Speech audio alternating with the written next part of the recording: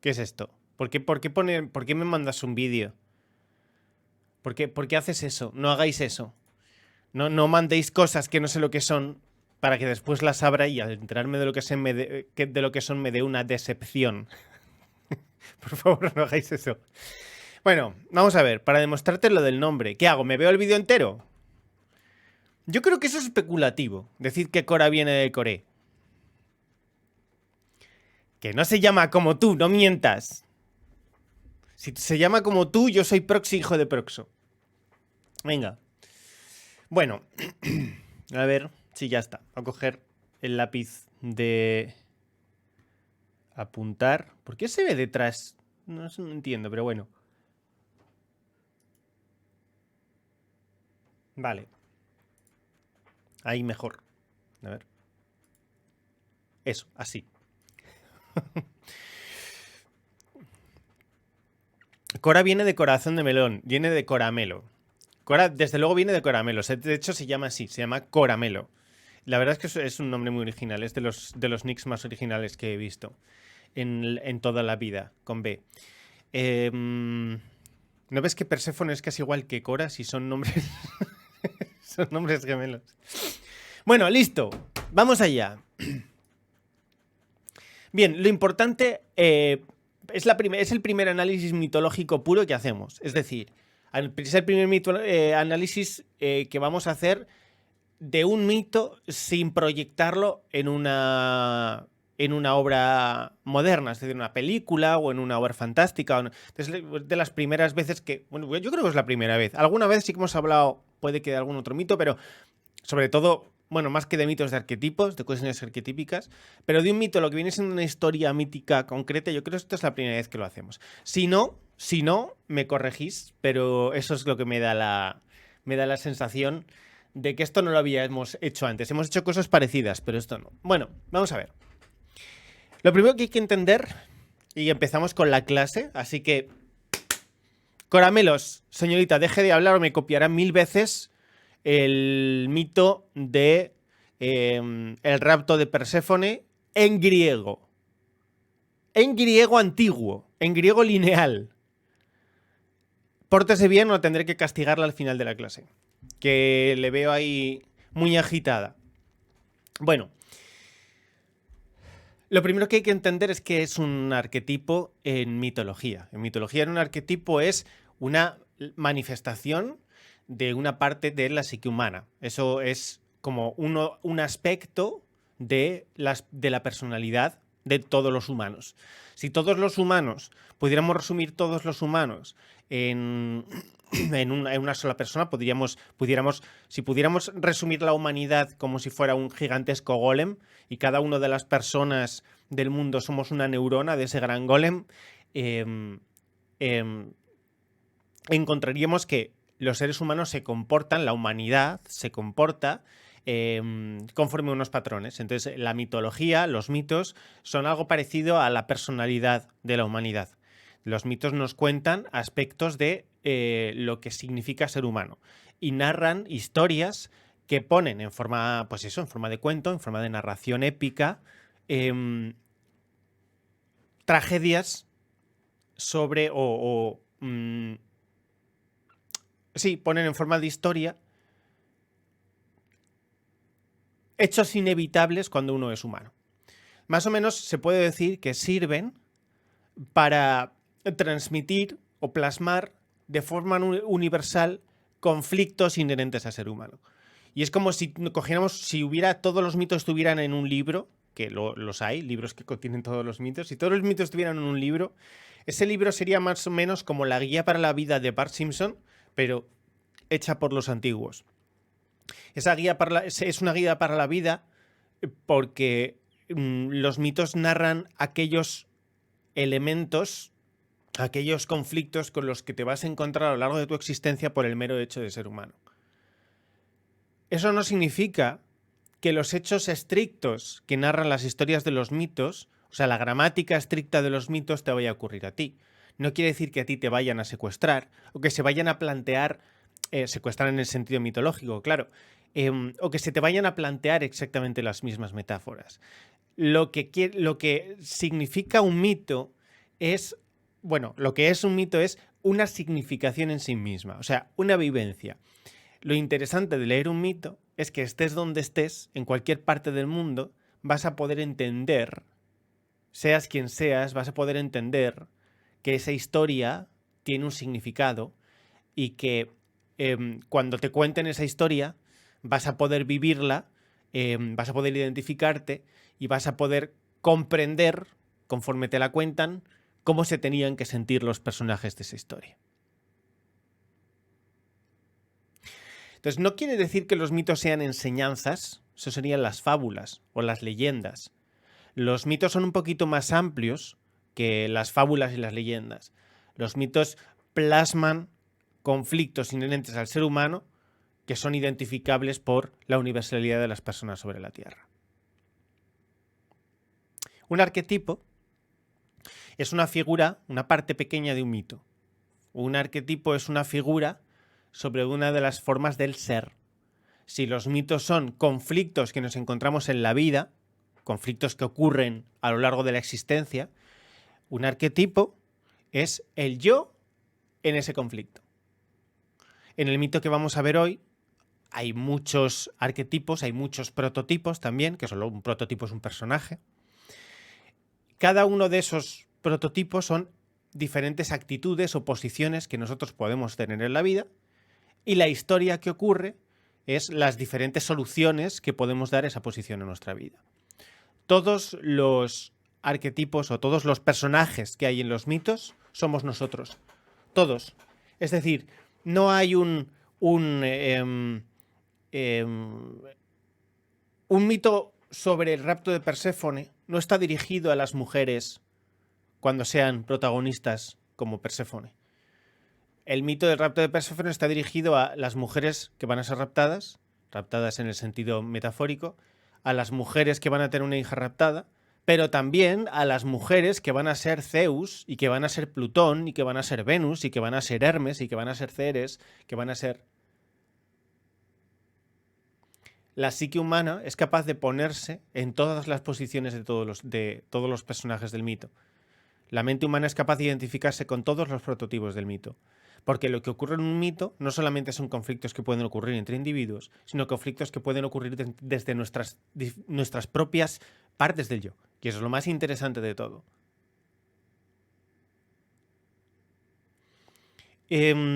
Saludos, Virgilio. ¿Se ha entendido? Todo es todo. En realidad, tú eres todo esto. Vosotros sois todo esto. Como dijo Joseph Campbell, tú eres eso. No es como el horóscopo. No tiene nada que ver. No es como el horóscopo. El horóscopo es un oráculo, igual que lo es, por ejemplo, el tarot. Los oráculos utilizan figuras arquetípicas para ayudarte a proyectar cosas y crear tu propia historia. Eso es un oráculo. Un mito no es un oráculo. Un mito es una narración. ¿Vista la diferencia? Como complemento a Patreon por tu trabajo.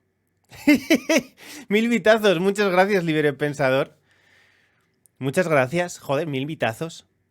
Dentro de nada alcanzarás a Virgilio, que ha dado chorrocientos mil millones de bits. De eso soy poco, porque de eso no sé nada. ¿De qué no eres nada? Joder, muchas gracias, libre pensador. Un abrazo, tío. Vale, perfecto. Bueno, pues vamos a ver con este mito concreto. Fijaos. En este mito concreto, como en muchos, no todos, de los mitos, este mito es parte de la cosmogonía polar, como veremos cuando saque el libro. Entonces, que sea parte del mito de polar significa que habla sobre lo masculino y lo femenino y la interacción de lo masculino y lo femenino entre sí. Hay dos bandos, dos grandes bandos. Hay dos grandes formas de actuar, como en casi todos los mitos, lo masculino y lo femenino. Aquí las principales formas o los principales aspectos que van a interactuar son los aspectos de Zeus-Júpiter o el arquetipo Zeus-Júpiter. O sea, el aspecto Zeus-Júpiter es un aspecto, un prototipo y aspecto es prácticamente lo mismo, que responde al arquetipo del padre tirano.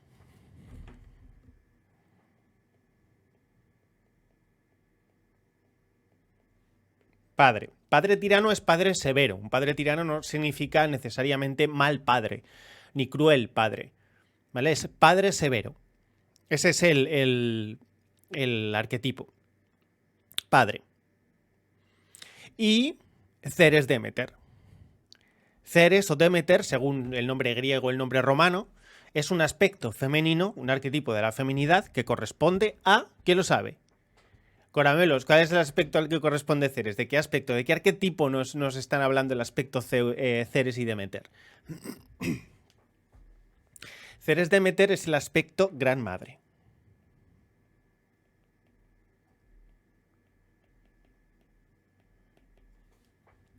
El aspecto del padre rector, del padre severo, del padre, pues eso, padre el regidor, el regente, el emperador, por ejemplo en el tarot, es el arquetipo que representa la masculinidad. No quiere decir a los hombres, ni quiere decir los varones, pero fundamentalmente es más viril que femenino. Representa la autoridad familiar. La autoridad familiar no es quien manda dentro de la familia, sino cuál es la figura más potente a la hora de tomar las decisiones en un grupo que está pensado para cuidarse unos a otros. Y que hay gente más fuerte y gente menos débil. Y eso quiere decir que Zeus Júpiter, como padre tirano, es padre de familia, es jefe de empresa, es presidente de una nación, es líder de una banda, todo eso es padre tirano. Aquel que tiene que tomar las decisiones, muchas veces decisiones desagradables. Ruby, gracias por ese Prime Gaming. Pero puede ser, insisto, una familia, puede ser una empresa, puede ser una sociedad, puede ser exactamente igual que grupo, porque no se aplica a situaciones concretas.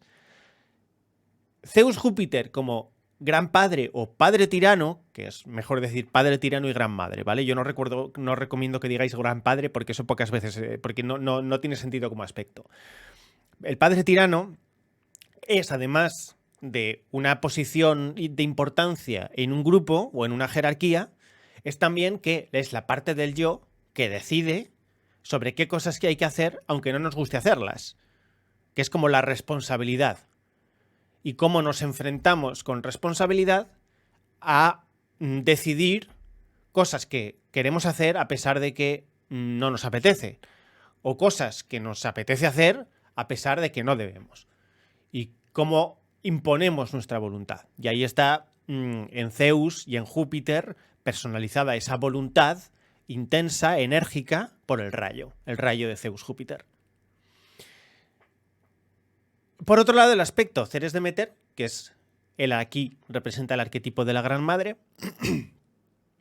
Ceres Demeter, como Gran Madre, es la feminidad, que no quiere decir la mujer, pero normalmente la mujer, que está encargada de velar por aquellos a los que ha dado la vida.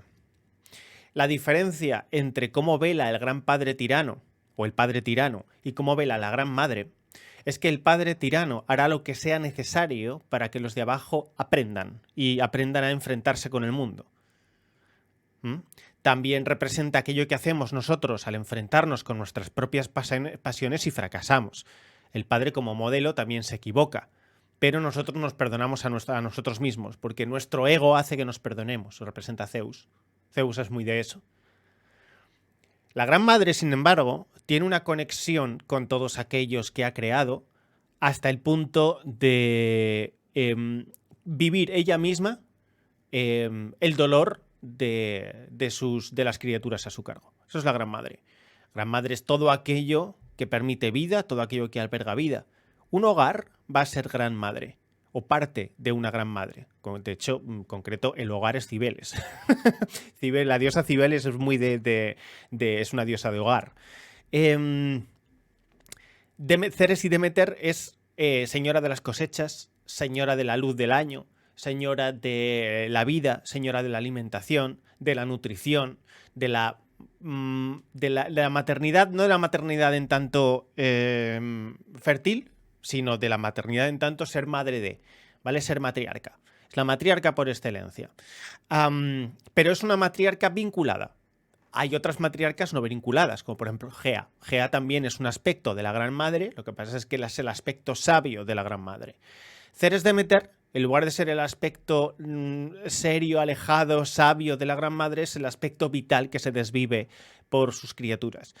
En toda la mujer, o en toda mujer, en la mujer existe una parte de la psique que está preparada para no descansar desde el momento en el que nace su hijo hasta el momento en el que se muere ella o se muere su hijo. Esa parte de la psique es una especie de atención parcial continuada, nota mental para los psicólogos, buscar el concepto si no sabéis lo que es, atención parcial continuada, que es una especie de subrutina de la preocupación que está siempre funcionando sobre qué es lo que le estará pasando a sus hijos. Y eso les provoca un desasosiego continuo del que no se pueden librar y además es biológico. Hagan lo que hagan, van a estar continuamente preocupadas por si a los hijos les ocurre algo. Continuamente preocupadas significa continuamente preocupadas. ¿Les ocurra algo a los hijos o no? Los hijos pueden llevar la mejor vida del mundo, que la madre estará preocupada por si acaso hay algo que no está teniendo en cuenta y que su hijo tampoco comprende, y por si acaso hay un mal que está acechando a sus hijos desde la oscuridad, pensando en algo se le estará escapando que puede... Es una especie de alerta en continuo movimiento, como una lucecita roja, una espina clavada en la mente de lo maternal, ¿vale? Rapaza, si no tiene hijos, no es una matriarca. Me pasa con mis perros y con los gatos. Es la madre de todos, es la madre de todos. Vamos a ver, por si acaso la pregunta de Rapaza no es una pregunta de coña, si una mujer no tiene hijos, no es madre. Entonces, si no es madre, ¿por qué demonios iba a estar afectada por el arquetipo de la Gran Madre? O sea, estamos hablando de cuando una mujer es madre o tiene que cuidar de algo, tiene que ejercer de madre. Da igual que tenga hijos o no. Si tiene hijos, el vínculo será mucho más potente que si no tiene hijos. Pero una madre también puede ser... O sea, también existe una forma femenina, por ejemplo, de cuidar una empresa, cuidar un grupo, pertenecer a un grupo, ser una líder de un grupo. Existe la forma femenina de liderazgo que no tiene nada que ver con la forma masculina de liderazgo. De hecho, ni siquiera puede decirse que sea liderazgo, es otra cosa. Es una supervisión, una vigilancia, un padecer por los demás, un estar ahí para albergar. De hecho, lo más correcto sería decir que el padre es el director de la empresa y la madre es la empresa. La figura jurídica que alberga el todo, de forma pasiva, allí donde te sostienes. Eso sería la parte femenina. Porque dices que no tiene que tener vínculo.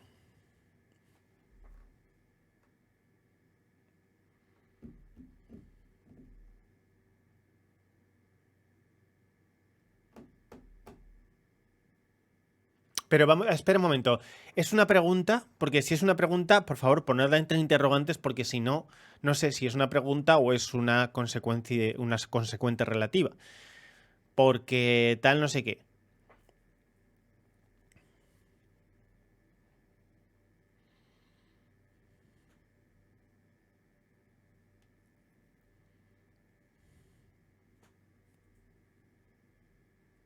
Bueno, bien, vale, pues creía que me estabas preguntando.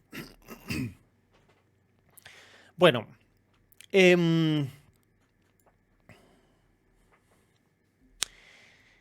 la protagonista del mito de Perséfone es evidentemente Perséfone. Perséfone, también llamada Core, es una doncella sin ninguna otra particularidad que pertenecer a lo que llamamos aspectos ninfa.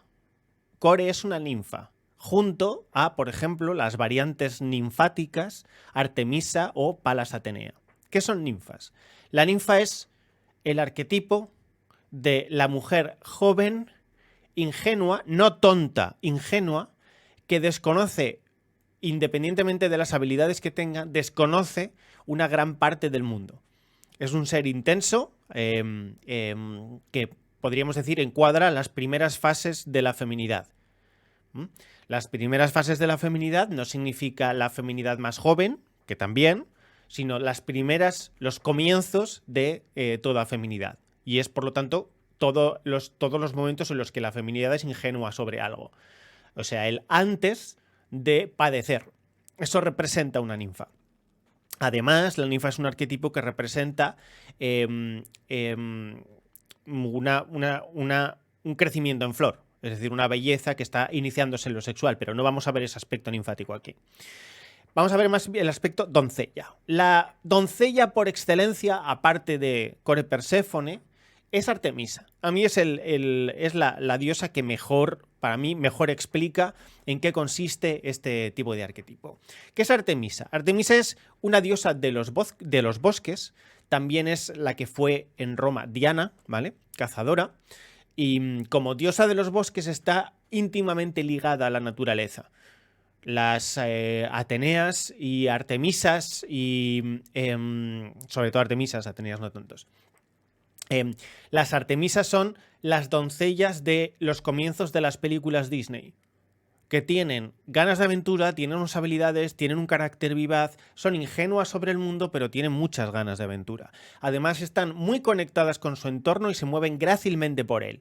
Como la bella moviéndose por el pueblo mientras lee sin que le caiga ningún cubo de agua a la cabeza ni que pise ningún charco, como Blancanieves cuando canta con los animales del bosque y todos los pájaros le contestan a los cantos, pues representa la gracia de la diosa. Y la gracia de la diosa es la innata capacidad de lo femenino de estar conectada con su entorno de forma implícita, sin necesidad de estar explícitamente conectada con su entorno, sin necesidad de comunicarse con él. Otra cosa es que además lo haga. Entonces esa gracia, esa cercanía de lo femenino a lo natural, esa cercanía de lo femenino a lo social o a lo cultural, que hace que la mujer esté conectada con todo de forma implícita, es decir, inconsciente, y que por lo tanto viva en un nivel permanente de más equiparación, ¿no?, de ella con el entorno, y su capacidad de armonía es lo que está representado por las doncellas. Las doncellas después son ninfas, las ninfas después son, bueno, muchas otras cosas. De hecho, es mejor guardar el término ninfa para las Venus, que es un aspecto un poquito más de la belleza sexual o sensual. Bien. Lo que pasa es que las jóvenes doncellas están en los mitos normalmente rodeadas de ninfas. Eso de estar rodeadas de ninfas quiere decir que a su alrededor, de forma ingenua, empieza a despertarse la sexualidad. Se empieza a despertar o están rodeadas de esa sexualidad incipiente que en cualquier momento va a brotar y va a hacer que dejen de ser jovencitas doncellas para pasar a ser aspectos de la mujer sexual. Una de esas formas es la pérdida de la virginidad, otra de esas formas es un rapto, otra de esas formas es el enamoramiento, otra de esas formas es el casamiento, a veces el pacto con el diablo, otras veces... Da igual, hay una pérdida de la inocencia que ocurre en el transcurso de ser doncella a ser ninfa, a ser mujer, a ser madre, a ser abuela, a ser reina y luego pues muchas otras cosas. Los tres principales aspectos de las hijas del padre rector y de la gran madre son Palas Atenea en lo belicoso, Artemisa en lo aventurero y Core en lo... es difícil encontrar un término para lo que representa Core. Podríamos decir que si Palas Atenea es la guerrera por excelencia, aquella capaz de imponer el orden, si Artemisa es la que busca las aventuras de forma activa y corre por los bosques junto a las criaturas, de hecho siempre se le representa junto a un ciervo, Core sería aquella que está bañándose en el lago, que es como empieza el mito de Perséfone, bañándose en el lago junto a otras ninfas en perfecta integración con el mundo. Entonces es como, digamos que no tiene una misión, todavía no ha elegido nada. Lo más parecido a Core Perséfone sería una especie de Wendy. Wendy antes de que se le fuera la pinza pensando en Peter Pan. ¿Y eso qué es? Pues es un punto de ingenuidad en el que no hay ninguna preferencia todavía por el mundo y simplemente es un prototipo de alguien que está relegado al ser. ¿Qué significa relegado al ser? Representa el estar en el mundo. Ser. ¿No?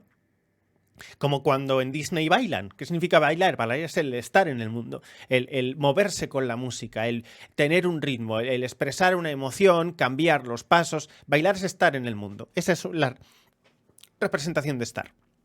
Bueno, pues Core estaba bañándose en un río, que es muy parecido a bailar. ¿Qué significa bañarse en un río? Bañarse en un río significa estar integrado en el agua, que es un elemento femenino que representa el espíritu, y te bañas en el río para notar la naturaleza, para notarla en tu cuerpo, para crecer.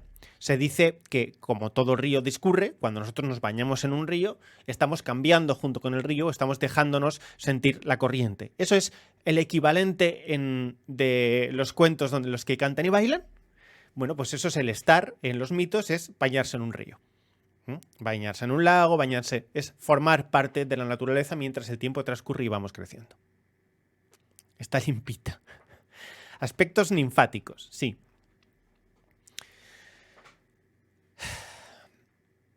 Una de las partes del mito, o uno de los aspectos, una de las formas que tiene el mito, Core, Perséfone, es la hija de una gran madre y un padre tirano.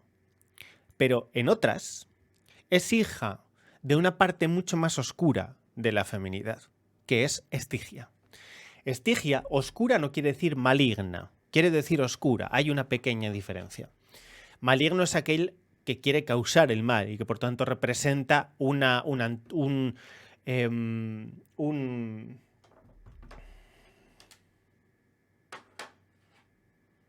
antagonista. Estigia no es una antagonista, igual que Hades no es exactamente un antagonista, son todos protagonistas de la misma historia del yo. Estigia no representa el mal, que sería el mal externo. Estigia representa la capacidad interna de actuar mal. La capacidad interna de causar dolor. No actuar mal en tanto ser nosotros los villanos, sino la capacidad que tenemos, que tiene nuestro espíritu, de cometer pecados cuando es necesario. Es una parte oscura que se parece mucho a la parte oscura de Zeus, que es ni más ni menos que Plutón, ahora la veremos. Pues en algunas partes de los mitos, Perséfone es la hija ingenua de un padre severo o tirano, insisto que tirano no es malvado, sino que simplemente sereno, rector, un padre rector, y Estigia. Estigia es una titánide que representa las aguas oscuras y profundas, hija a veces de Tetis y Océano, o a veces de Nix, Noche y Erebo, que es también un ser acuático, o más bien espiritual, no tiene por qué ser siempre acuático. Estigia representa la parte oscura de la sacerdotisa. La sacerdotisa del tarot tiene dos partes, representando una más masculina y otra más femenina, una más pasiva y una más activa. Todos, hombres y mujeres, tenemos una parte más masculina, una parte más femenina, una parte más luz y otra parte más oscuridad. La oscuridad siempre es femenina, siempre, ¿vale? Y la luz siempre es masculina. Explicaré, eso está explicado en el libro. Nuestra parte oscura femenina, de nuestra columna oscura femenina, o de nuestra parte oscura, me da exactamente igual, pasiva, además también se puede dividir en dos. La sacerdotisa, que representa la intuición y por lo tanto el conocimiento no explícito, ¿vale? No confundir con la magia. La sacerdotisa no representa la magia en el tarot está representada por la luna. La sacerdotisa, que representa el conocimiento no explícito, también representa dos formas de conocimiento no explícito: el conocimiento de luz y el conocimiento de oscuridad. Luz quiere decir aquel conocimiento que logra cambiar las cosas y que nos hace conseguir que avancemos hacia ellas. Y la oscuridad es la parte que, cuando nada puede cambiar, tú te conviertes en un ser que se transforma y gana poder manteniéndose, o sea, cambiando tú para poder sobrellevar aquello que a tu alrededor no cambia. Que es una actitud, es la actitud femenina o la aptitud femenina por antonomasia. Lágrima, gracias por ese tier una TT Pro. Hasta aquí, ¿qué tal? Más o menos hemos visto que a veces a veces Perséfone es hija de Demeter, que es una gran madre preocupada, y a veces es hija de Estigia, que es una parte de la feminidad oscura, pasiva, oculta, esperando a que aparezca o su oportunidad o, ¿vale? Las aguas oscuras profundas del inconsciente. El inconsciente de todos es más femenino que masculino, siempre. Porque cuanto más inconsciente y más antiguo es más masculino, cuanto más consciente y más nuevo es más masculino. Bien. ¿Alguien lee el tarot aquí? Hombre, pues yo, evidentemente, si quieres te leo el tarot.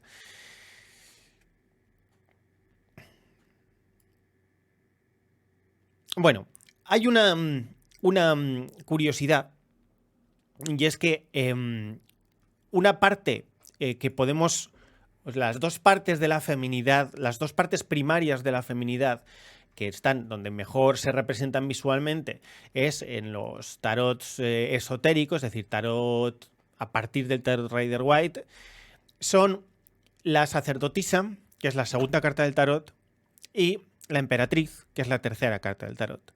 La sacerdotisa es lo que llamamos arquetipo de la diosa blanca, que es lo que vamos a ver hoy, y la emperatriz es el arquetipo de la gran diosa, que a veces es gran madre, a veces es... ¿Ven? Entonces son estas dos formas. ¿Cuál sería la diferencia si Perséfone fuera hija de una sacerdotisa, o aquí, sacerdotisa, o si Perséfone fuera hija de una emperatriz? Pues que dominaría su aspecto luminoso y por lo tanto su aspecto generativo, o dominaría su aspecto pasivo, su aspecto más intuitivo y su aspecto que más se deja llevar por sus pasiones, sus necesidades o sus instintos ocultos que ni siquiera ella conoce. Es un tema muy recurrente en mitología, que la mujer que se deja llevar por ejemplo, cualquier de las formas de mal, un pacto con el diablo, su intuición, todo eso, lo haga de forma pasiva y que no se entere de lo que está ocurriendo hasta que ya es demasiado tarde. Bueno, pues sorprendentemente, el mito de Perséfone nos va a mostrar, no sabemos, no se puede decir si intencional o no intencionalmente, cómo las dos partes del mito o las dos formas mitológicas que explicaban y que contaban la historia de Perséfone tenían razón. Perséfone es al mismo tiempo hija de una gran madre y al mismo tiempo hija de una sacerdotisa. Entonces, Perséfone es el mejor aspecto de todos los mitos griegos con respecto a la diosa blanca. Qué injusticia que solo se hable de los griegos. Los nórdicos también tenemos nuestro corazoncito. Bueno, pues hazte Patreon y pide un mito griego, un mito nórdico, y yo explico un mito nórdico. Bueno, ¿cuál es esta historia? Vamos a dejar a Artemisa y a Palas, los aspectos más aventurero y guerrero de la doncella, y vamos a centrarnos en el aspecto blanco de la doncella, es decir, el aspecto puro de la doncella o vacío de la doncella.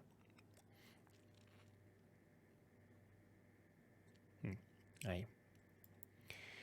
La historia nos cuenta que Demeter y Zeus tuvieron a Perséfone junto a Artemisa y a Atenea, y que Perséfone estaba un día bañándose en el lago con las ninfas.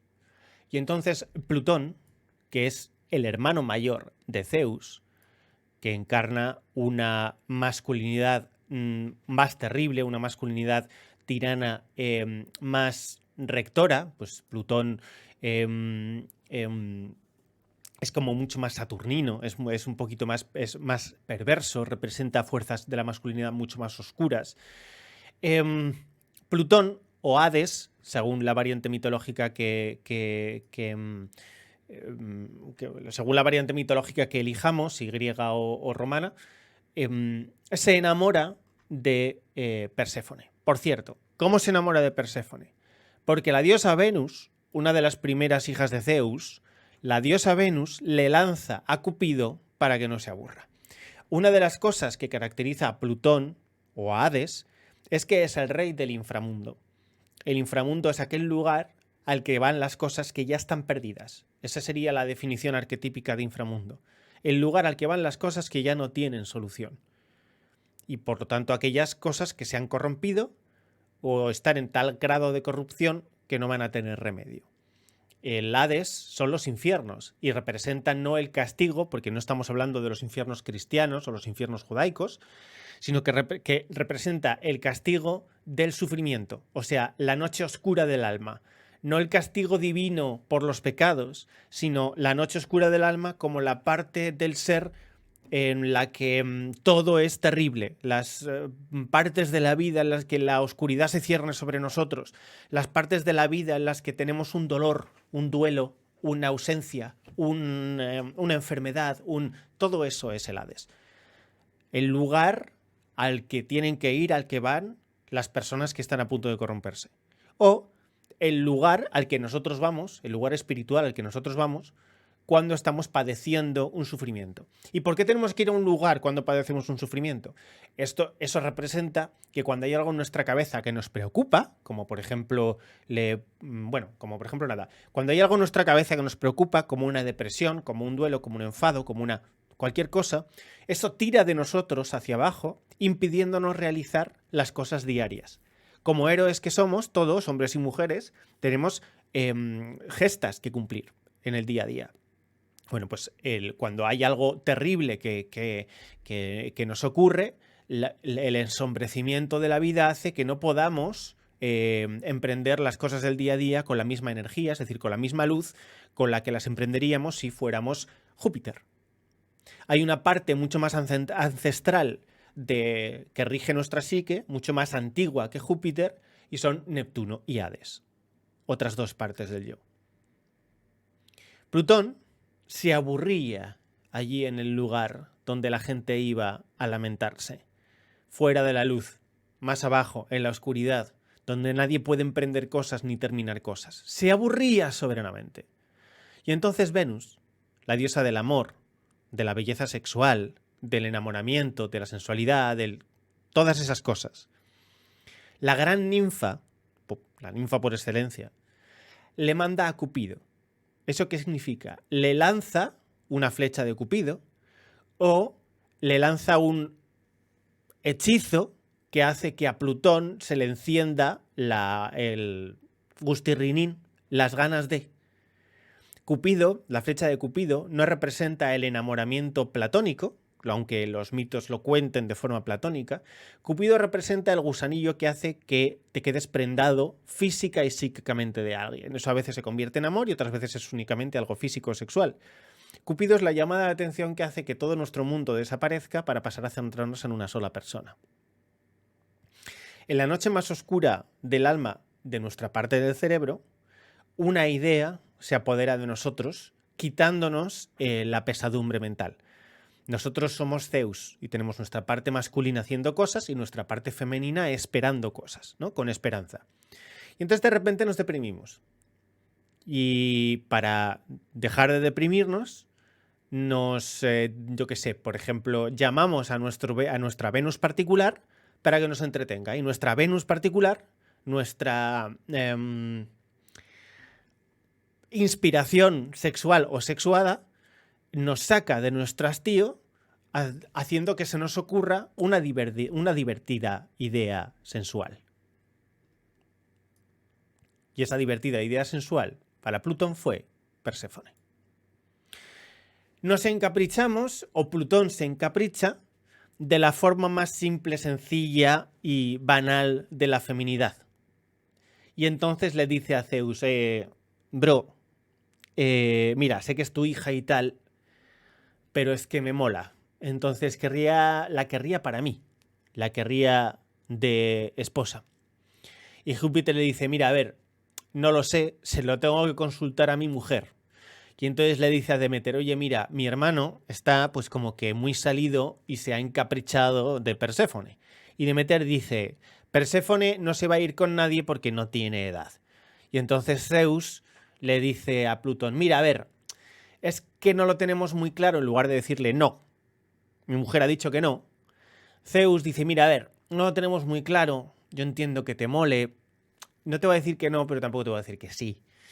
Es que, mira, tío, me jode tener que prohibirte algo, yo no te puedo prohibir nada, pero no lo veo claro, no lo sé, dice Zeus.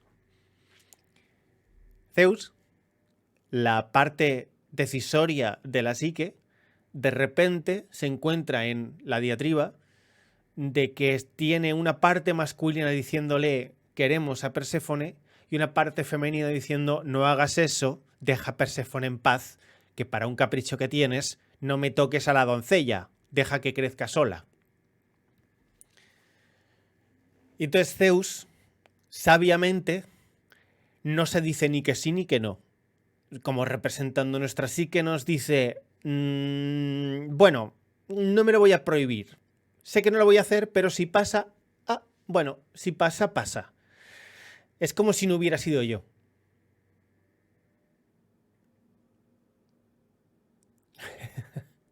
¿Vale? Típico de los hombres. Todo típico de los hombres y todo típico de las mujeres. Que es Perséfone no enterándose de nada y la gran madre siendo un poco una neurótica de no hagáis nada, quitar vuestras zarpas de la feminidad. Y entonces, Plutón dice, bueno, Zeus no me ha dicho ni que sí ni que no. No está dispuesto a tomar las riendas de esta situación, ni a plantarse, ni a ser el que se lleve, ¿no? No quiere ni enfrentarse a mí, que soy la líbido iracunda, ni quiere enfrentarse a Demeter, que es la prudencia iracunda. Así que como nuestro yo no hace nada, nuestra potencia gana. ¿Y qué es lo que gana en caso de necesidad? Pues, bueno, al menos en este mito, que es lo que dice este mito, pues el hambre. Ganan las ganas, gana la necesidad y gana el capricho. Y Plutón, en un carro tirado por 4 caballos negros, sale del inframundo a través de un volcán y rapta a Perséfone mientras ésta se está bañando. Y entonces Perséfone desaparece. Al día siguiente, se levanta Ceres por la mañana a ver qué tal está la cosecha que ella con su esperanza hace nacer y crecer todos los días. Y entonces nota como que no está Perséfone y dice, oye, Perséfone. Le dice a Zeus, oye, Zeus, ¿tú has visto a Perséfone? Y dice Zeus, no. No sé de qué me estás hablando. Estará pues bañándose con las ninfas como siempre. Y entonces Demeter me dice, bueno, vamos a ver, voy a ir al río. Como no esté en el río, me voy a cabrear. Y entonces Demeter se va al río y Perséfone no está en el río. Y entonces Demeter pregunta a las ninfas, ¿habéis visto a Perséfone? Y las ninfas dicen, no hemos visto a Perséfone. Y entonces pregunta a las criaturas, ¿habéis visto a Perséfone? Y las criaturas dicen, no, no hemos visto a Perséfone. Y entonces Demeter pregunta al bosque, Bosque, ¿has visto a Perséfone? Y el bosque le susurra, Perséfone estaba en el río y un carro oscuro con 4 caballos negros la raptó y se la llevó. Y Demeter le pregunta, Bosque, ¿cómo sabes eso? Y le dice el bosque, porque la propia Perséfone, gritaba, secuestro, secuestro, cuando se la llevaban. Y entonces a Demeter se le cae el mundo encima. Vale, ¿desde aquí qué ha ocurrido? Demeter pregunta a los animales, a la tierra, al aire, al agua, pregunta a todos lados, en todas las 4 partes del mundo, aire, tierra, agua, aire, ¿no? Busca por todas las partes del mundo, por todas las formas de la materia, ¿dónde está Perséfone? La madre preocupada pregunta, ¿dónde está Perséfone? Nuestra psique femenina dice, oye, ¿dónde está mi virginidad? Juraría que estaba aquí mi virginidad y ya no la tengo. ¿Qué está pasando? Y Perséfone no está. Y Perséfone le pregunta, Demeter le pregunta al bosque que dónde está, y el bosque le dice que Perséfone ha sido raptada, es decir, ha sido arrastrada por una fuerza más fuerte que ella hacia un lugar desconocido mientras gritaba que esto era un rapto. ¿Qué significa que gritaba que esto era un rapto? ¿Significaba que gritaba que le salvaran? Sí, que le salvaran de un rapto, no exactamente. ¿Qué significa el aspecto arquetípico del rapto en mitología?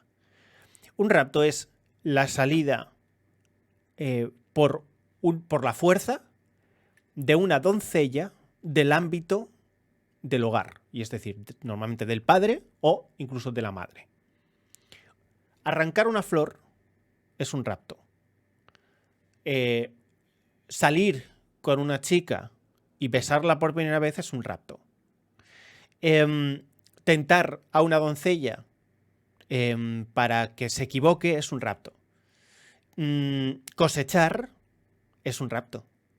Todo eso es un rapto. Arrancar la parte femenina, natural, intocada, intacta, de su hogar, su protección, su lecho, su tierra, su padre, su casa, su zona, su confort. Hemos cogido nuestra virginidad y la hemos llevado más allá de nuestra zona de confort. Y de repente no sabemos dónde estamos. Y no sabemos ya si somos vírgenes o no.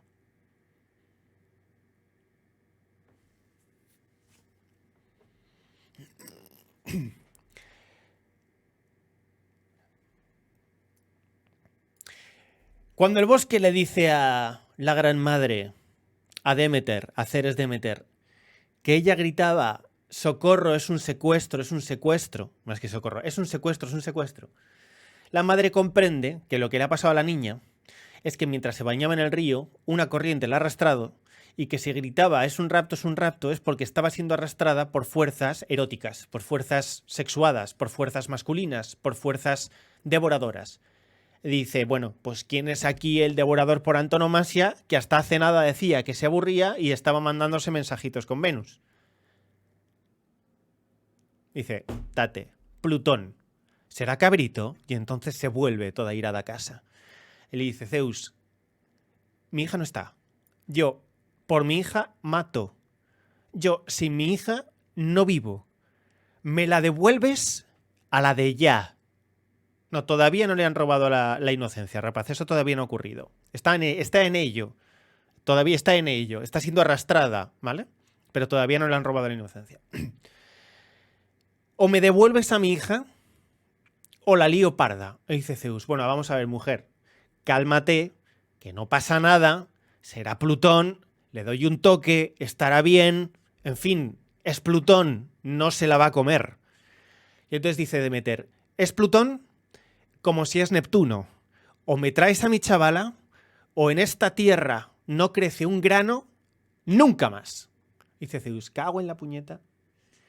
Bueno, pues lo voy a intentar. Y entonces Zeus llama a Plutón. Dice, tío, Zeus, ¿no? Plutón, bro, ¿qué tal? Oye, ¿cómo estás? Mira, a ver, es que Perséfone no está. No sé si sabrás tú algo del tema, ¿no? Y dice Hades, sí, la tengo aquí. Buah, se lo está pasando de flipar.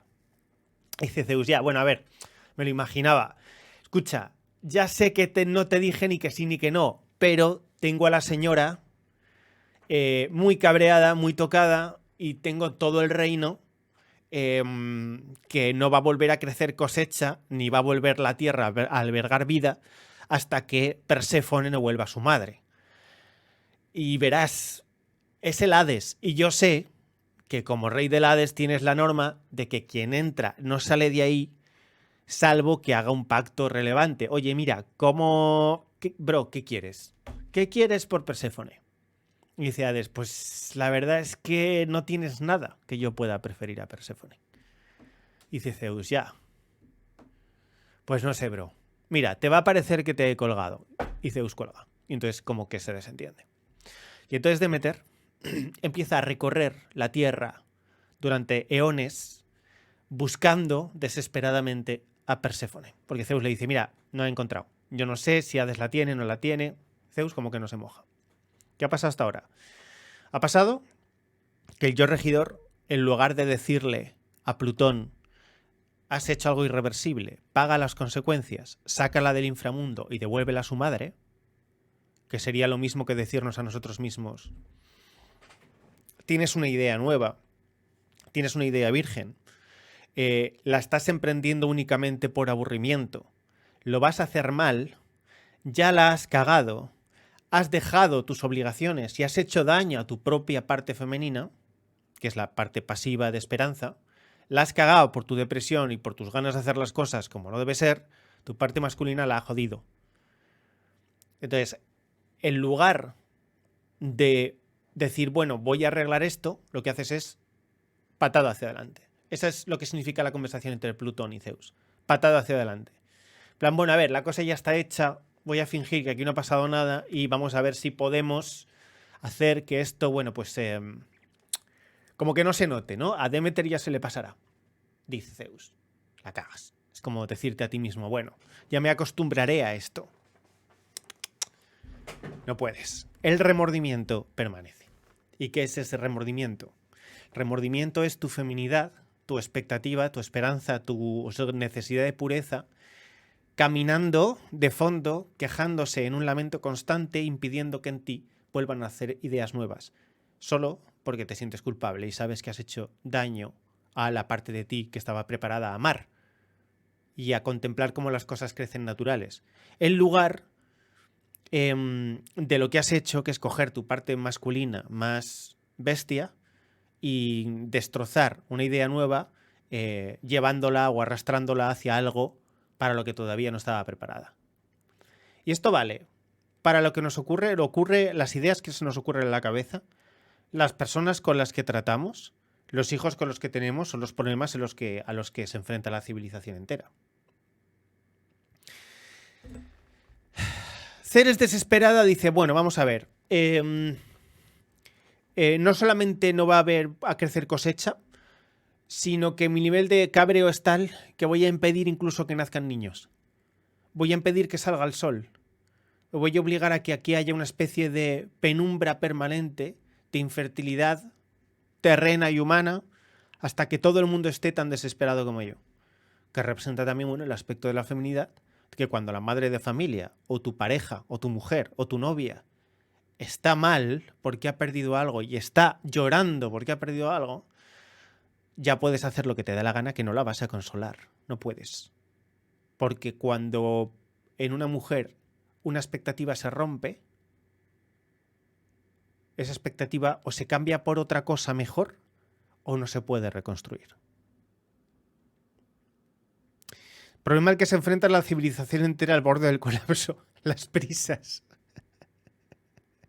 Me cuadra.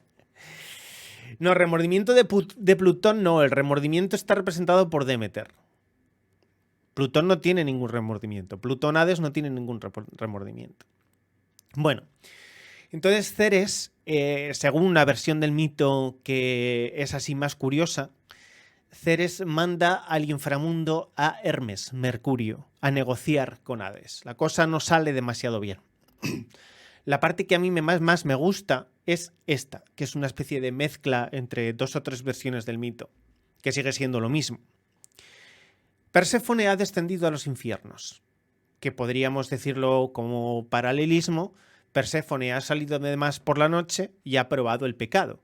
Y entonces está en aquel lugar en el que uno está justo después de haber hecho algo que sabe que no debería hacer. Pato, gracias por ese tier 1 a Exit.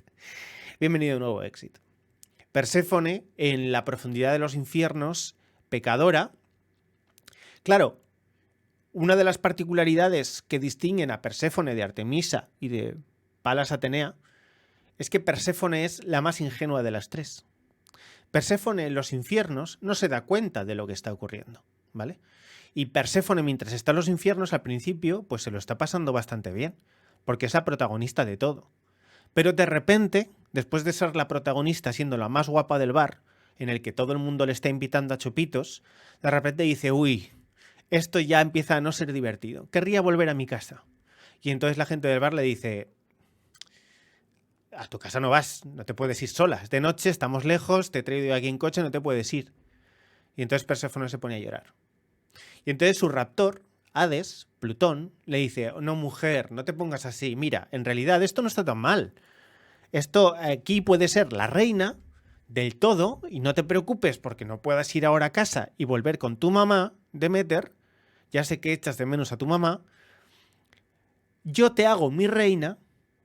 Eres la reina de aquí, del todo. Es cierto que solamente es el inframundo, pero el inframundo necesita una reina.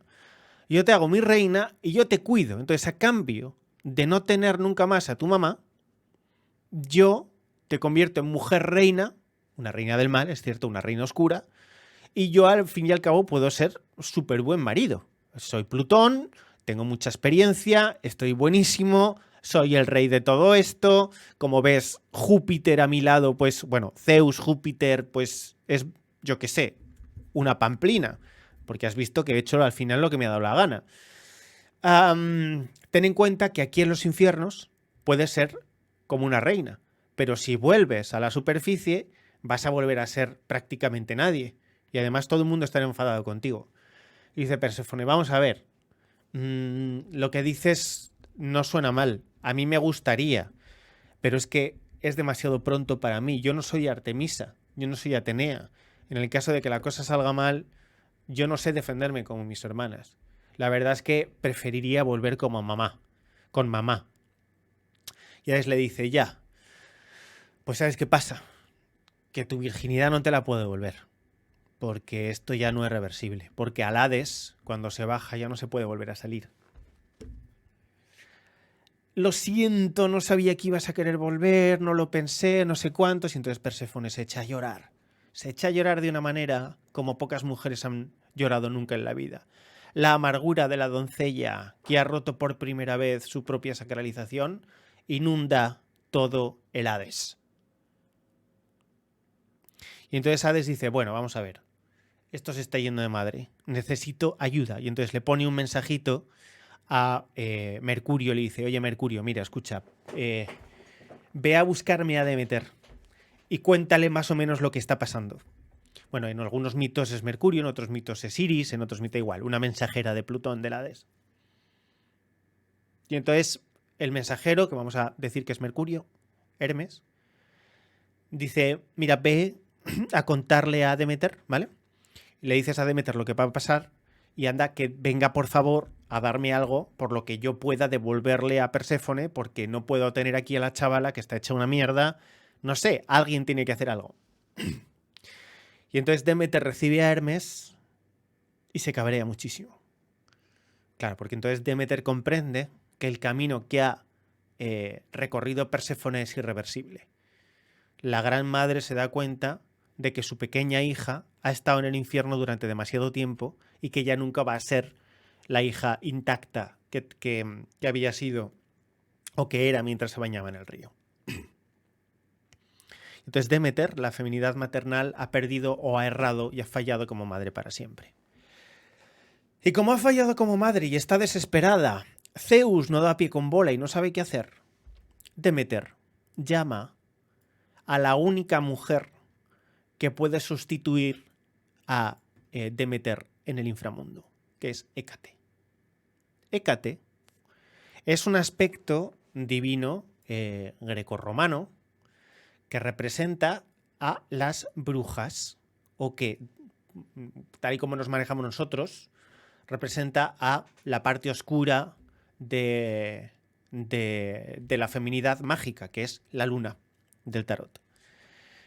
La mística, los cruces de los caminos, un aspecto oscuro de la triple diosa, también representa la parte oscura del ciclo femenino, el ensombrecimiento, la malignidad, el recogimiento, la huida, la bruja, la salida voluntaria de la civilización, el alejamiento del padre, una especie de rebeldía, un hartazgo por todo lo que hay a su alrededor, una forma diferente de hacer las cosas y la búsqueda de unos secretos prohibidos por el patriarcado, es decir, la parte masculina civilizatoria, el castillo, la luz, todo eso, ¿no?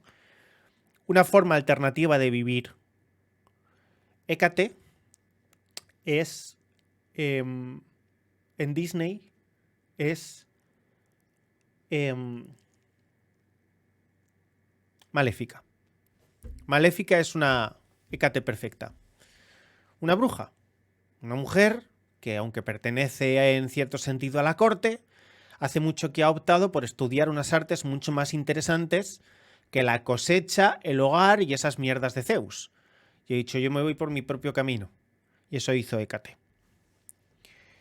Bueno, pues entonces Demeter le dice a Hécate, tía, mira, escúchame, la cosa está así. Estoy absolutamente desesperada, tengo a Perséfone en el inframundo y tengo que sacarla de allí. Hazme el favor, tú que ya has estado y ya has viajado a la oscuridad y has vuelto, tú que ya has perdido algo, ayuda a mi hija a salir del atolladero. Una historia así prototípica se me ocurre que ilustre muy bien esto. Es una madre yendo desesperada a una partera clandestina a decirle, oye, mira, a mi hija le ha pasado esto, necesito que me ayudes, que nos eches un cable, porque ya que va a perder algo, prefiero que lo pierda en tus manos, aunque sea de forma clandestina, y yo pueda llevármela a mi hogar, pueda llevármela a casa y las dos nos olvidemos de esto para siempre. Claro, la vía oficial es muchísimo más larga y no merece la pena. Entonces, Hécate, por favor, baja tú a los infiernos, que tienes experiencia, y mira a ver si puedes negociar con Hades. Recordemos que nadie se va de los infiernos sin ofrecer algo a cambio a Hades. No a él porque lo quiera, sino porque es su maldito trabajo. Hades no es malvado, está encargado de una parte muy desagradable y que hay que tener mucha mala leche, como Plutón hay que tener mucha mala leche para regir. Eso no le convierte en malvado. Le convierte en un poquito peor que tirano, pero no en un antagonista. Hades nunca ha sido antagonista, pero así tiene que ocuparse de asuntos muy desagradables. Como yo que sé, el padre que tiene que ocuparse, el padrino que tiene que ocuparse de los asuntos desagradables de la familia, pues sería muy parecido. Entonces Hades no puede hacer nada si no se cumplen las reglas del inframundo, que es que nadie sale de allí habiendo perdido algo, habiendo cambiado, habiendo hecho algún tipo de pacto. Y entonces Hécate baja al infierno y le dice: Plutón, mira, estoy aquí, adivina quién me envía. Y dice Plutón: sí, ya lo sé. Demeter, ¿verdad? Y dice: ajá. Dice Hécate: ajá. ¿Cómo lo llevas? Dice: bien, bien. ¿Y tú? Bien también. A ver, ¿me traes a la chavala, por favor?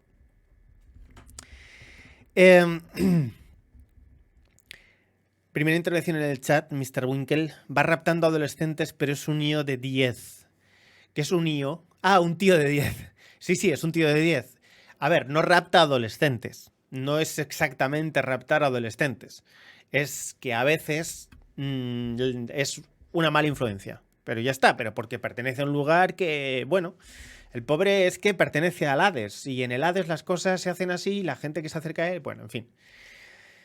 Bueno, que llega Hécate a Plutón y le dice: a ver, tráeme la chavala que le vea yo cómo está. Perséfone llevaba mucho tiempo desesperada en el inframundo. Y de tanto que había estado en el inframundo, ya había cambiado. Ya se había estropeado y sus lágrimas habían dejado de brotar. Lo que significa que había pasado ya el duelo. Y por lo tanto, para ella ya era irreversible. Sin embargo, le dice Hécate a Plutón: mira, vamos a hacer una cosa. Esta chica está hecha una mierda, pero todavía no ha probado nada de la verdadera comida de aquí. Todavía no ha probado verdaderamente el pecado. Le han pasado cosas, sí, pero la pobre ni siquiera se ha enterado de lo que ha pasado. Entonces, ya que todavía no se ha convertido en pecadora activa, sino que es pecadora pasiva, ¿qué te parece si por esta vez nos saltamos la norma? Y entonces Plutón dice: bueno, a ver, si efectivamente es así, de acuerdo, puedes devolvérsela a su madre. Sin embargo, mientras Hécate y Plutón comentaban estas palabras, Core estaba comiéndose unas semillas de granada que había encontrado al pie de un camino allí en el Hades. Y entonces, mientras Plutón y Hécate tenían esta conversación, de repente los dos se giran y ven a Core comiendo granada. Y los dos: ¡me cago en! ¡Deja eso que haces!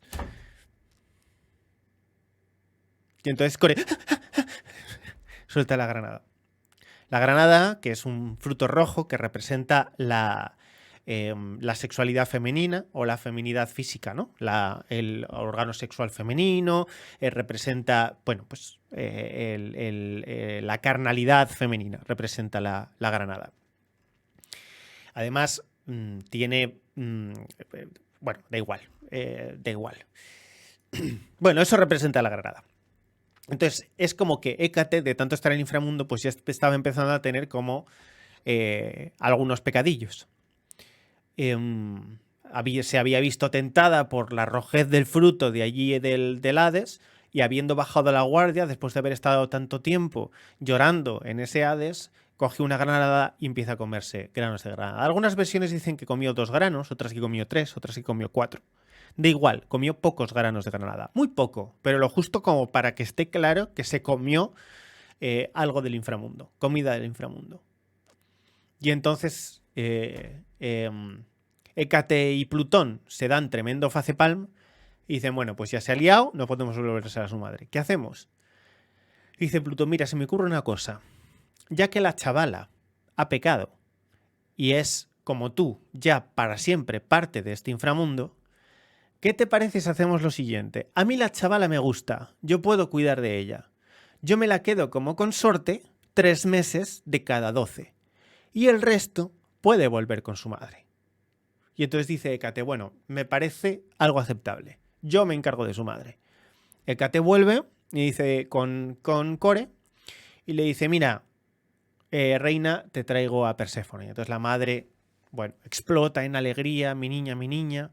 empieza a llorar, las lágrimas de Demeter bañan la tierra y los suspiros y el canto de alegría de Demeter quita la niebla y las nubes, el sol vuelve a brillar y entonces la primavera vuelve a surgir y con su hija otra vez en sus brazos, con la juventud, la feminidad unida otra vez, vuelve a empezar el ciclo y así la diosa blanca ha recorrido todo el ciclo, ha ido al inframundo y ha sido rescatada por la gran diosa, una parte, un aspecto oscuro de la gran diosa del inframundo y vuelta a su lugar original. Sin embargo, el mal ya está dentro de Perséfone. Ese mal dentro de Perséfone, que son las semillas de granada, los trocitos de granada que se había comido, la van a obligar para siempre a, durante una temporada al año, volver a visitar los infiernos. Esto puede referirse a dos partes de la realidad diferentes. La que menos me gusta, que es que durante 3 meses al año, la mujer va a tener, que es lo mismo que decir durante 5 días al mes, la mujer va a tener que ocultarse del mundo porque hay una parte de su personalidad, del periodo, que le va a impedir querer saber nada de nadie. Y por lo tanto esa luna roja es la que está representada por que representa la feminidad que no puede actuar, que tiene que ocultarse, que tiene que irse donde las brujas, que cae a la peor parte de su yo, porque es el llanto y el sufrimiento del recuerdo del inframundo durante pues esa parte del ciclo tan sufriente para la mujer, tan sufrido para la mujer. La vida, como cuando te baja la regla, no, cuando te baja la regla. Entonces, para siempre, aunque Hécate, la bruja, consiguió que la doncella volviera a su madre, cuando la doncella volvió a su madre, ya había pasado la menarquia. Y entonces, a partir de entonces, era mujer, o sea, era doncella, pero ya nunca iba a ser niña. Se iba a quedar como doncella ya encaminada para siempre a ser un producto fértil para un hombre, fértil para el mundo. Ya iba a ser la última de las ninfas, había dejado de ser una ninfa y empezaba a estar en flor, ¿no? Esa es una parte del mito. La otra, que es la que más me gusta a mí, no cuenta exactamente la misma historia, sino que al final Hécate, cuando se le devuelve a su madre, le susurra: te la he vuelto a traer, pero ella ya ha probado los frutos del infierno. Y eso significa que durante 3 meses al año vas a tener que renunciar a ella, porque cada año tu hija va a volver a querer estar en brazos de Plutón. Y no importa qué hagas, no importa qué pase y no importa lo que le enseñes, nunca jamás vas a poder volver a borrar de la cabeza de Core la idea de Plutón. Core siempre terminará volviendo a Plutón a estar con ese hombre con el que ni en tus peores pesadillas querrías que estuviera. Core quedó para siempre prendada, intoxicada por esas 3-4 semillas de granada, de esa masculinidad tan tóxica y adictiva al tiempo que salvaje, impersonal y prohibida. Y una vez que la doncella probó esa masculinidad, por mucho que llore por volver con su madre, terminará, pase lo que pase, 3 meses al año, una estación o un invierno, en alejarse de absolutamente toda actividad creativa para ir a consumirse en brazos de un Hades Plutón.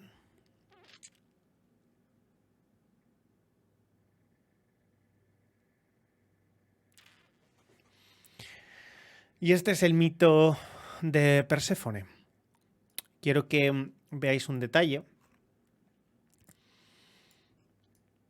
Y es que la parte de atrás del tarot esotérico que solemos utilizar nosotros está la granada junto con el fruto del árbol del paraíso. Como si hubiera un fruto del árbol del conocimiento, que os explicaré en su momento lo que es, y un fruto de granada, que es el árbol del pecado, del bien y del mal, de la tentación. Está lo masculino, que es el cetro de además un cetro de Osiris, y lo femenino, que es una fruta de granada partida en dos. Y es como la feminidad primordial, la diosa blanca, que no es ninguno de los otros aspectos de la feminidad, sino que representa el aspecto que reúne el conocimiento, el contacto de la madre, el aspecto oscuro de Estigia, la capacidad de Atenea y Artemisa, pero al mismo tiempo ha sido educada por brujas, ha habitado el infierno, ha conocido a los peores amantes y ha desobedecido a los más fieros padres. Todo eso sin enterarse en ningún momento de qué es lo que estaba pasando, que es uno de los aspectos ingenuos de la diosa blanca.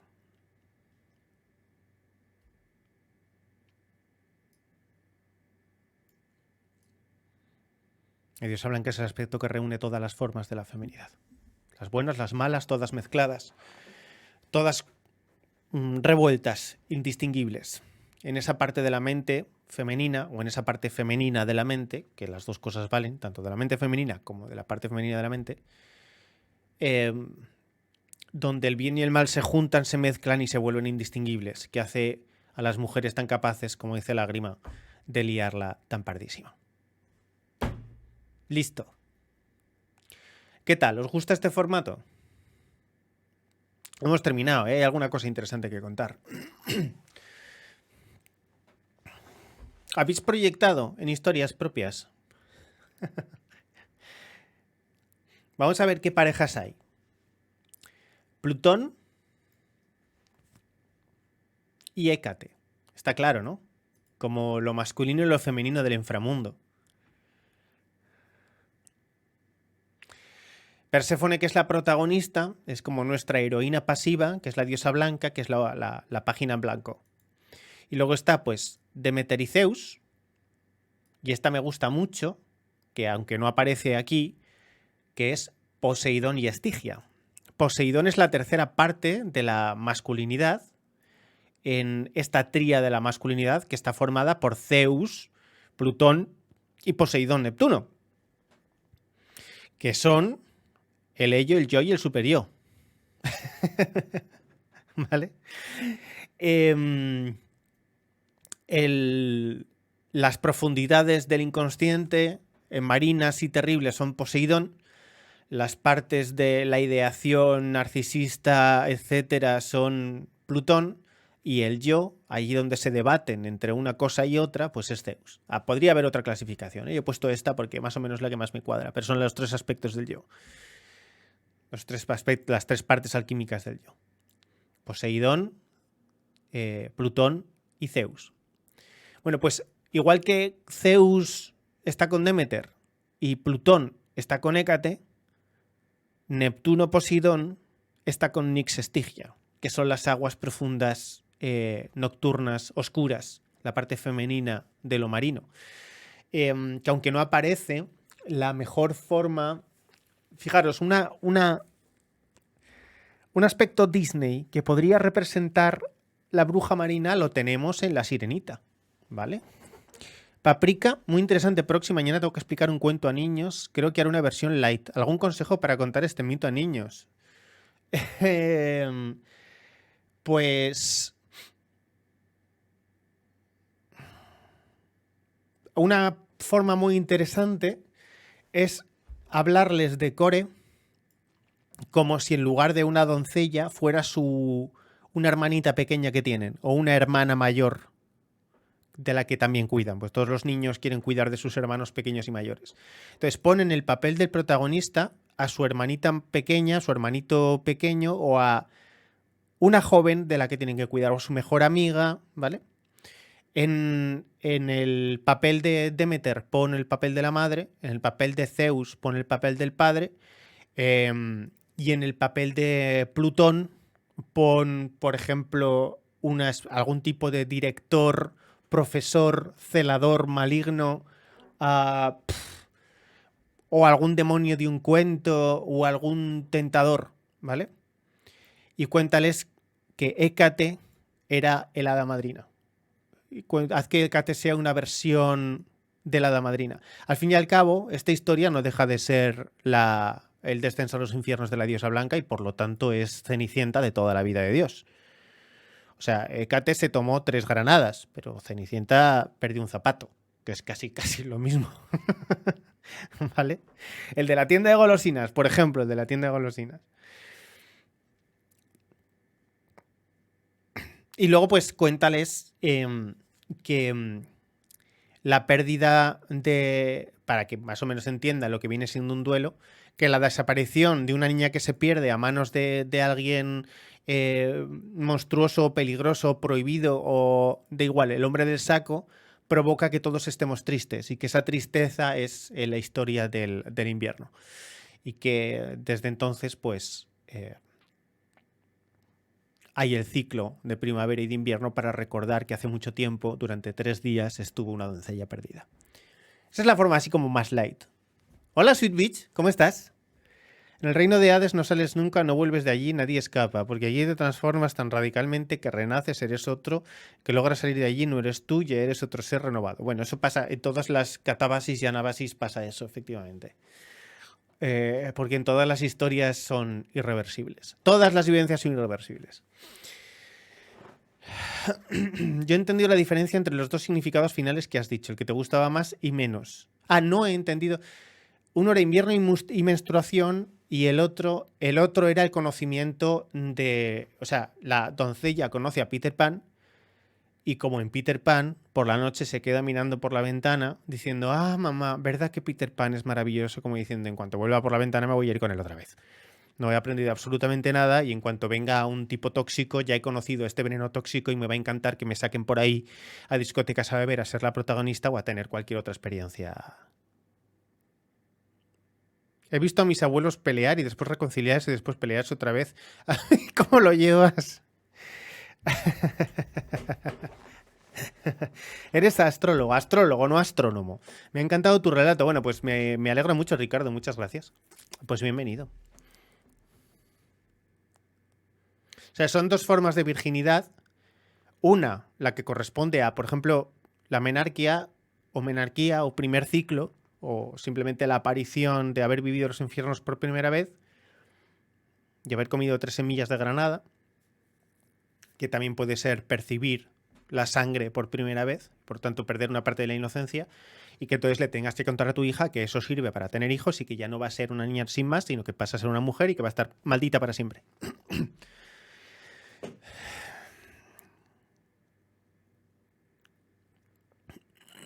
Joder, qué mal.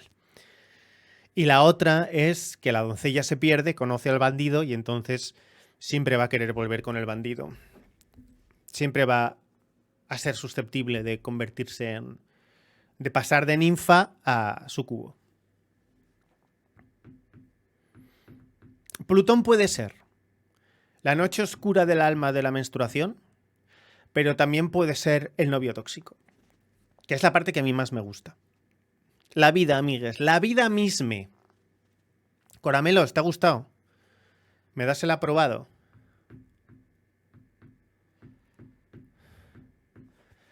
Uf, qué ardor tengo. Me encantó. Qué mona.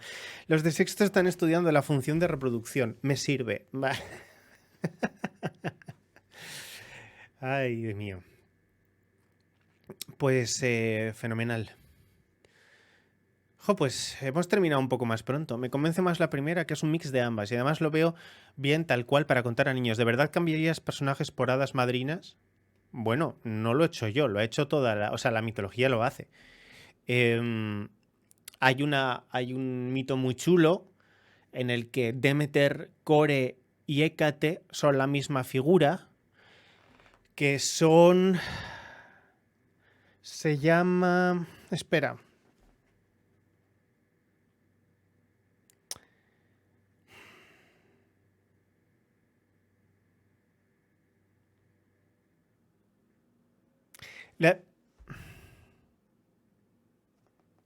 No me saldré. Es celta y es uno de los mitos más maravillosos sobre la diosa blanca.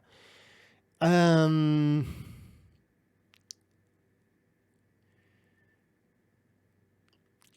me sale. me saldrá en algún momento. Es una diosa cerda. Una diosa cerda blanca. Que no me es celta, no me sale. No me lo digáis, que me jode que me lo digáis.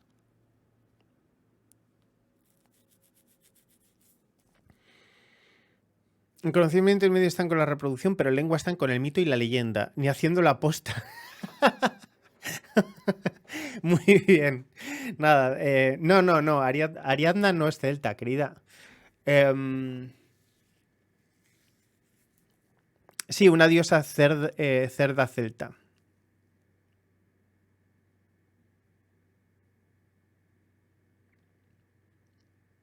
Es que además se escribe de 3 formas diferentes.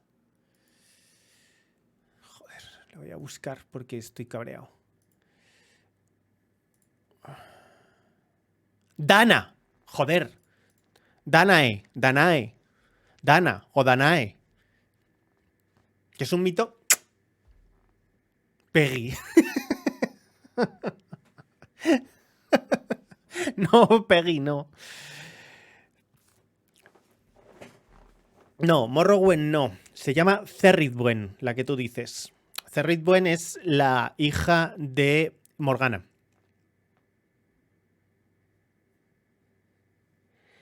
Para el siguiente mito.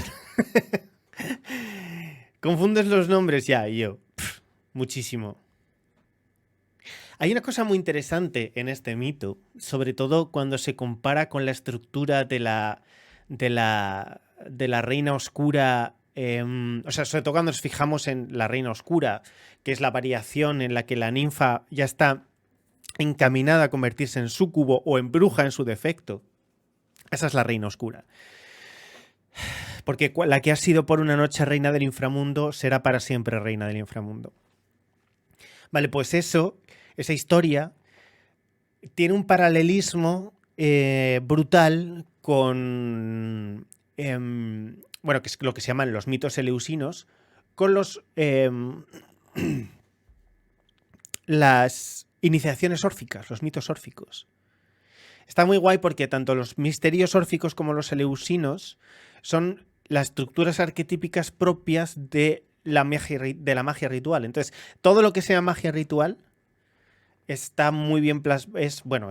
La estructura arquetípica de la magia ritual de cualquier religión está donde mejor plasmada en los mitos, los misterios eleusinos y los misterios órficos.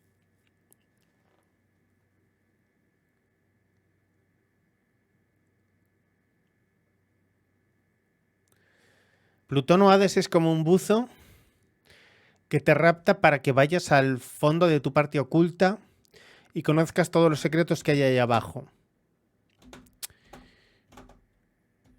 Como si fuese un lago real, en el fondo pueden haber cadáveres, secretos de crímenes, teléfonos con fotos y vídeos prohibidos, materia orgánica putrefacta o tesoros ocultos. Bueno, eso es un poquito más poseidónico que plutónico, pero ahí está, ahí está. La diferencia entre Plutón y Poseidón, o sea, los dos son aspectos imaginarios, masculinos. Entonces, Poseidón es más la parte espiritual y Plutón es más la parte intelectual. Las ideas, Plutón es las ideas de bombero y Neptuno es los instintos y el impulso. ¿Cuándo contestas a los correos? Pues una vez a cada semana o cada 2 semanas, dependiendo de cómo esté liado. Cómo esté de liado, sicario. Porque me has escrito. Si me has escrito, lo leo ahora y te contesto este mismo fin de semana. Porfa, necesitas. Vale. Pues te intento contestarte esta noche, ¿vale? De hecho, pues ya que tengo trabajo... Iremos quitando stream. Bueno, dudas, chicos. ¿Queréis más este formato? ¿Cómo lo veis? Unicornio, ¿estás ahí? No es Adanae. No es Adanae. Otra. ¿Te ha gustado, Unicornio? La Danae diosa blanca. ¡Oh! Claro que probablemente las palabras sean las mismas porque... La diosa celta, o sea, se nombró con las mismas palabras de de protogriego o lineal. Entonces, la palabra puede ser perfectamente la misma. Ahora mismo no recuerdo cuál es la romana Danae. Bueno, no te preocupes, que cuando haya mitología 101, te lo diré para que aunque sea te lo veas en diferido. ¿Vale, Cora?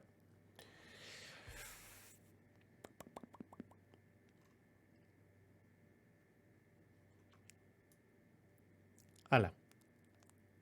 Me ha recordado un poco un profesor de cultura clásica que tuve que explicaba muy bien estos mitos, aunque, aunque no tan bien. No seas pelota. Ay. Bueno, pues joder, qué rápido se ha terminado hoy el stream.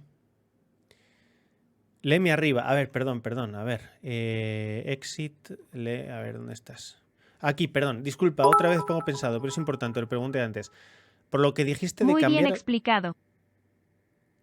Muchas gracias, libre pensador. ¡Hala! 5000 bits, qué bestia. Muchas gracias. Cambiar los personajes para los niños. No sé, yo creo que como están tal cual, como es la historia original, es para todos los públicos. Sí, es para todos los públicos, pero que es la misma historia si pones una hada madrina. O sea, una hada madrina no deja de ser una bruja. Lo que pasa es que tiene que ser una bruja que te ayude y te enseña porque es una madrina, te está amadrinando. Eso es lo que es una Hécate. O sea, el hada madrina de Cenicienta es Hécate de toda la vida, ¿eh? Has tratado el mito de Medusa y todas sus variantes. No, es que mitos en sí mismos no. He tratado Medusa pues las veces que ha salido en otros mitos. Hemos tratado Medea en otros mitos también. Medea es en Hereditary. Tocamos el mito de Medea. Medusa.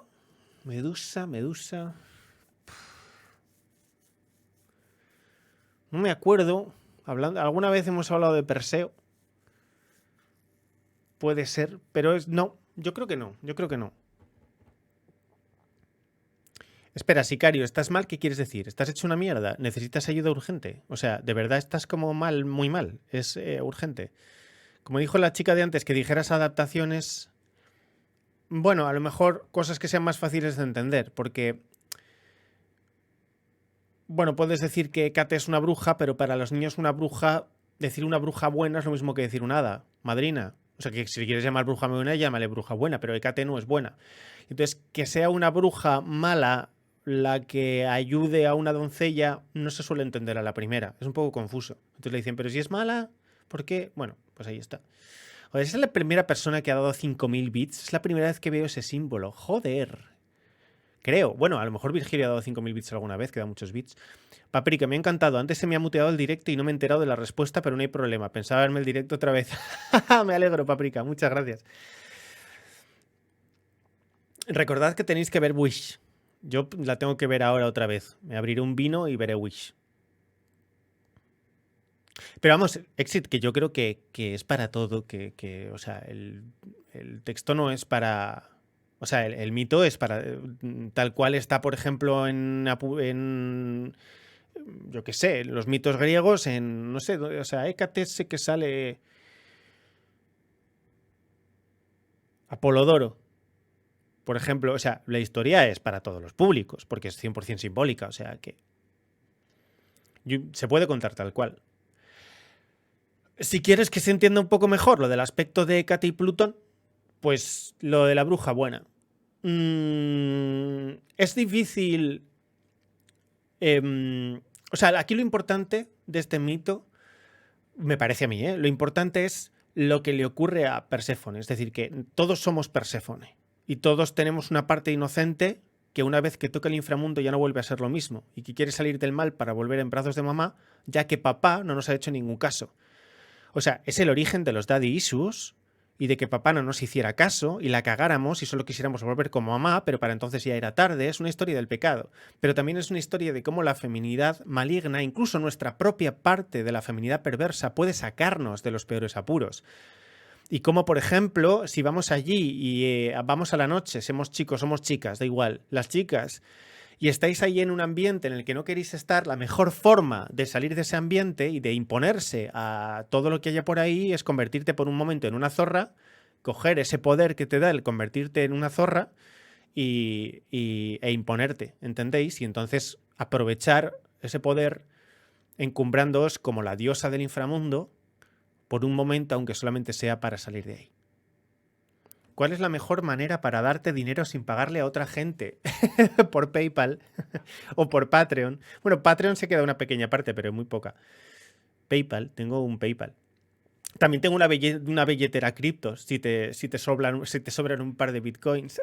Por algún sitio, lo que no sé si está enlazada. Es un mito muy molador.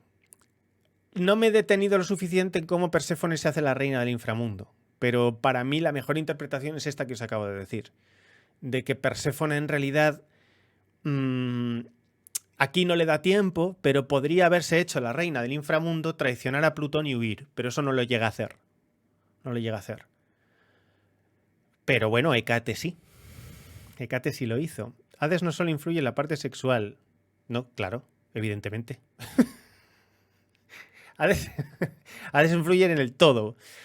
Envía una energía que debilita al ave que ya no puede volar, a la manzana que nadie ha comido, a las hojas secas, a todo lo que ya ha cumplido un ciclo, las ayuda a morir y a pudrirse. Sí, eso es, sí. Es una...